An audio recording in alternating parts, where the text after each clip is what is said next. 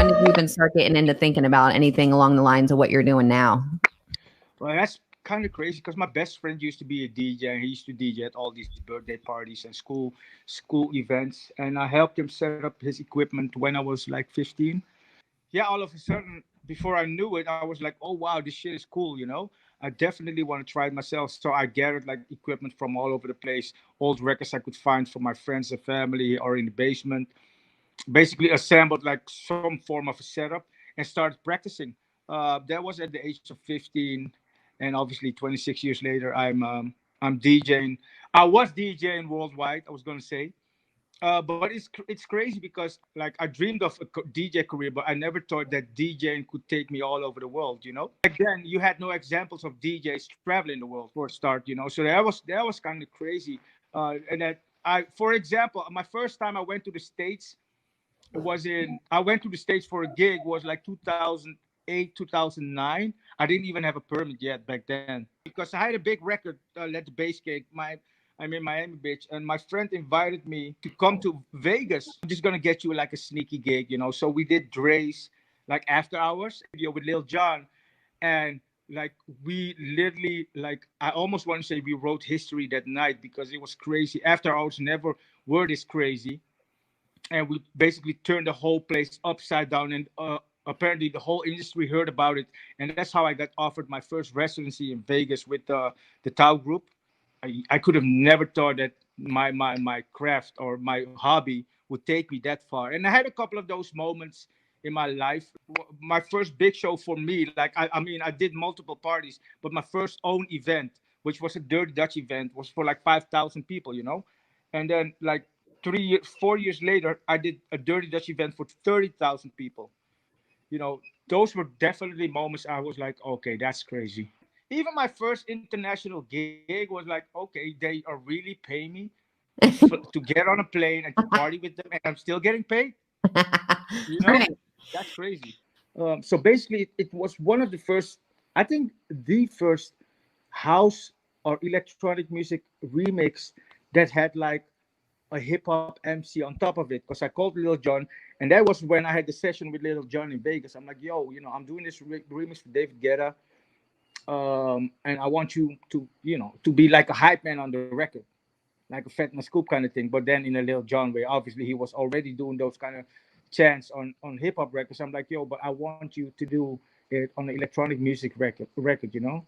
He's like, okay, a weird flex, but okay, let's do it. So we recorded a bunch of stuff, and then you know that remix came out, and that remix also had that heavy dirty Dutch sound, you know. And then you of course hip hop feel to it with like a hip hop MC on top of it. Like, I never saw it that way, but he's like, yo, Chuck, you know, I always gotta give you that credit that you basically brought me into electronic music or into EDM because you know I never thought that my voice would fit over these beats, and I'm like, dude, that shit fits perfectly. Right. Wow, that's crazy though that you like gave Little John this opportunity to grow too. Well, he sees You it. know? Yeah, he sees it that way. I was never like that, you know. What would you say is your favorite like festival or arena that you've played so far in your career? I would say Tomorrowland, EDC, especially EDC Vegas, Sensation in Amsterdam, Mysteryland in Holland. And how many people attend these? Like, what's the max? 75,000 or something Okay. like that. But you know what? It's not even about the bigger the better for me, because like I have some memorable like small ass club shows I did. I'm like, oh wow, first time I played in Vegas, I played like in a back room of Dre's. I never witnessed like after that I never witnessed anything like it. Like people were literally throwing money into the DJ booth. Like it was so funny because I picked up the money. I'm like, yo, what am I supposed to do with this? The guy goes, yo, man, it's the way people appreciate you. And I remember it was like almost $4,000. It is like Wow. that was crazy. I'm like, what? People do this in America? I gotta play here more often. The first time I saw you was at HQ in AC, Atlantic Oh City. wow!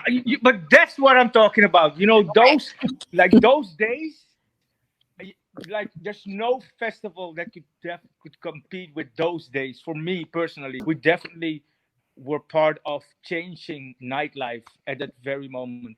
What would you say is the hardest obstacle that you had to overcome in the industry?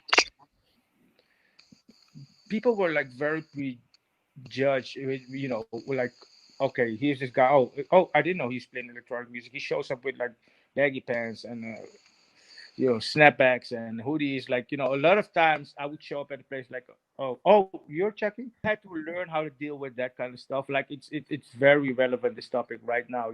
Like when VIP clubs started growing and growing in the beginning, everybody would be like dressing up, wearing a shirt, and I would show up like looking like this. And even the bouncer would be like, okay, are you at the right? Are you sure you're at the right spot? Yeah. I had those things many times. I even witnessed many times that people would prefer, let's say, somebody else because I look the way I look. If I would do like a more hip hop kind of show, they would offer us the shittiest night at the shittiest clubs. And the great clubs would be like all electronic music, and I was always the guy trying to fight, try to get like a more open format into these nice clubs. Right. Yeah. Do you feel like you still have those issues now, or is it just not exist for you now that you're who you are? It exists, yeah, way less. Even when I would call like, yo, I'm Chuckie and I want to do this, they would be like, no, we ain't got no spot for you. And then later, when my movement became massive, they would be like, yeah, whatever you want. You know what I'm saying? Fight my way through it. I was in a really good spot until this whole COVID-19 hit us. Which is good. I must say, my thing, I wouldn't say it's like, it kind of gives you time to reflect on what's really important. I still feel like, for me personally, on a spiritual level and physical level, 2020 is like definitely my year. I'm like, you can't even believe how balanced I feel at this very moment. My mindset is great. Like, I feel so calm and relaxed. And maybe also because our whole industry is just, it's all about rushing and getting to your next gig and getting to your next gig. And it's the thing is, it's never enough.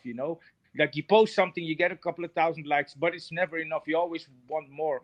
And then I'm like, okay, but how you try to score, but how are you scoring if you got no goal? At some point, you got to be satisfied with what you accomplished.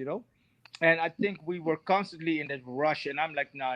First thing I got to get straight for myself, me personally, is, okay, what are your goals? When are you happy with whatever you want to achieve? And so I started to set goals for myself. Like, I'd be more than happy if I do 10 gigs a month. Those go well, I'm happy. I'm a happy guy. So I started to set small goals, and I think that's the most important thing. Set a goal high enough, and then work your ass off. It's basically that simple. And people are always gonna be like, yeah, but it's easy for you to talk. No, that's exactly what I did. I set a goal eventually, and then work my ass off to get somewhere, right, somewhere near my goal. And if you accomplish that goal, then you go on to the next goal. Gotta work for it.